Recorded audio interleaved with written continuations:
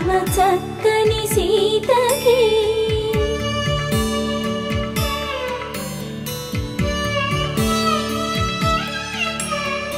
ఎర్ర జాబిలి చేయి రాముడేడని అడుగుతుంటే చూడలేదని పెదవి